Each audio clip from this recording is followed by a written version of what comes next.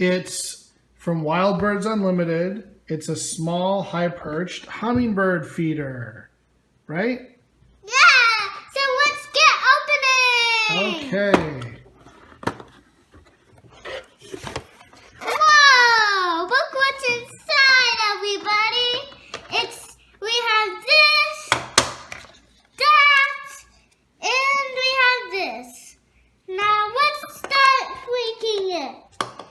Let's start breaking it. No, making it. Making it, okay. And now what we have to do is do that. Now we screw it in. By twisting.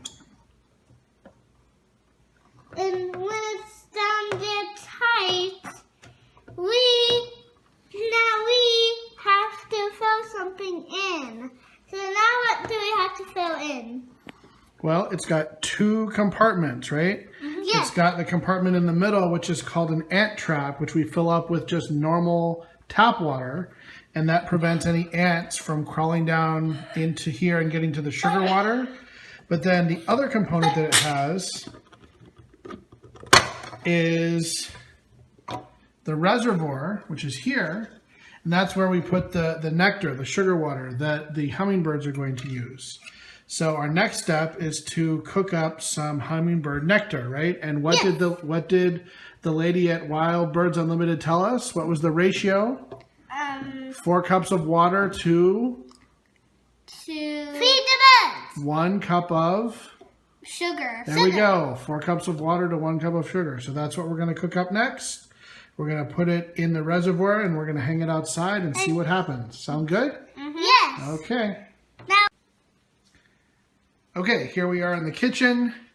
We've got a small saucepan on the stove, which at the moment is turned off.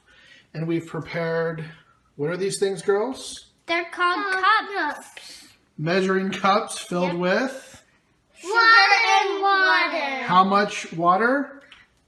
1 cup. How much sugar?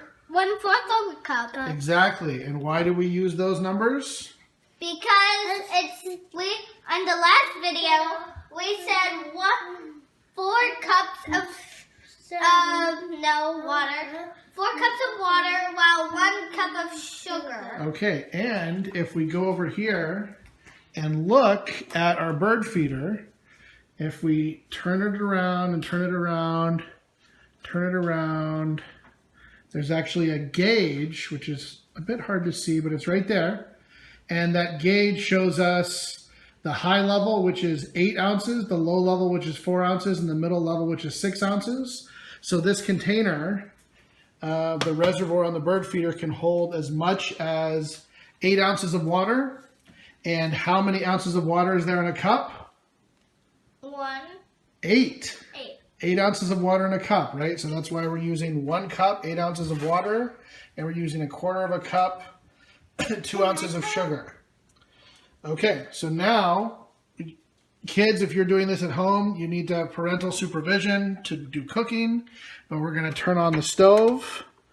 So now the stove is turned on, and very carefully, who's going to do the water? I will. Okay, go ahead, very carefully.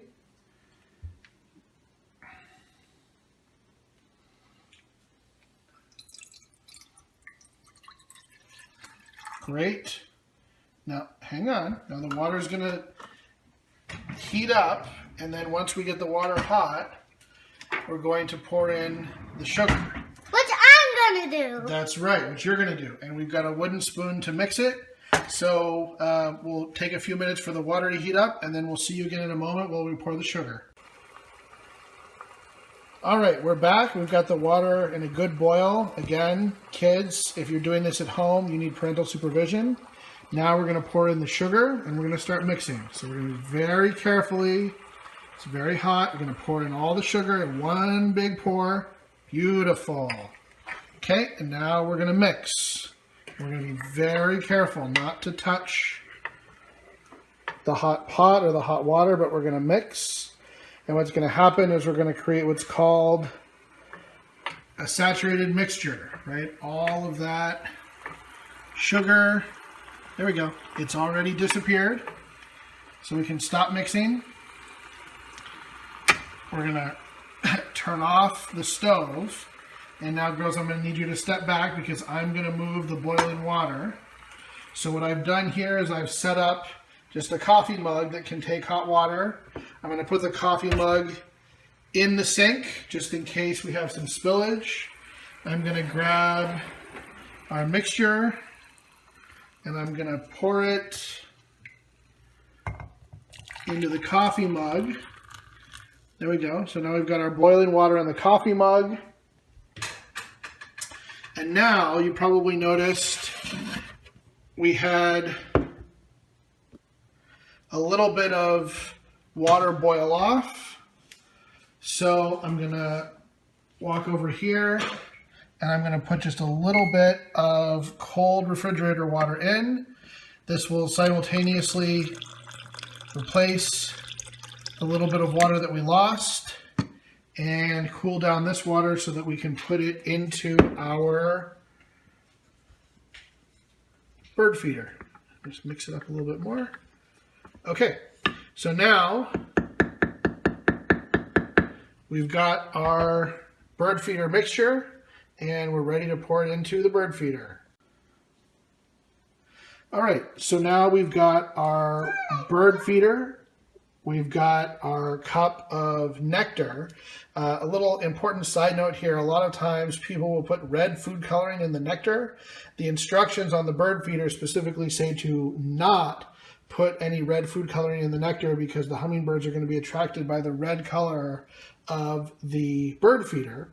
And then we have a third cup here, which is, it's a third of a cup of just cold tap water, and that is to pour into the middle reservoir, which keeps the ants and the bugs who would be able to crawl up into the bird feeder from getting to the nectar. It's called an ant moat. Okay, so are you ready? Yes! Okay, you're gonna pull the top off of the bird feeder. Excellent. And you're going to pour the water into the middle, into the ant moat. Beautiful. Good work. It's about a third of a cup to fill up the ant moat.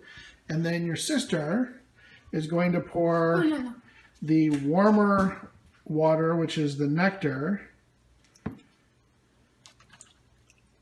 Uh-oh. Perfect. Beautiful. I accidentally put some inside there. Uh-oh. Well, that's okay. It's probably not too much. And younger daughter, put the top back on, without spilling any water. Beautiful, girls. Okay, now we're ready to go outside and hang this up on our bird feeder stand. Yeah, and then we're going to watch the birds fly and eat. That's right. Okay, outside we go. Okay, here we are in our outside room. There's the door to the outside. Here's the kids. Hi! And here is the bird feeder.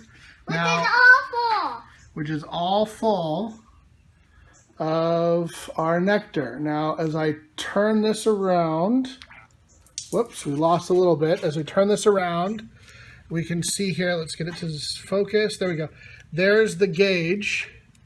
Right, and we've lost a little bit, but we've got about 6 ounces of water left, which is plenty good. That's the middle of the range. So we're going to walk here outside with it, keeping the camera focused on the bird feeder since it wants to be focused on all the other things. And we have this bird feeder hook, which pre-existed in our backyard. So we're going to hang the bird feeder on the hook, and it's going to hang there, and the red color should attract some birds. So that's our project for the afternoon. What did you think of that, girls? Great!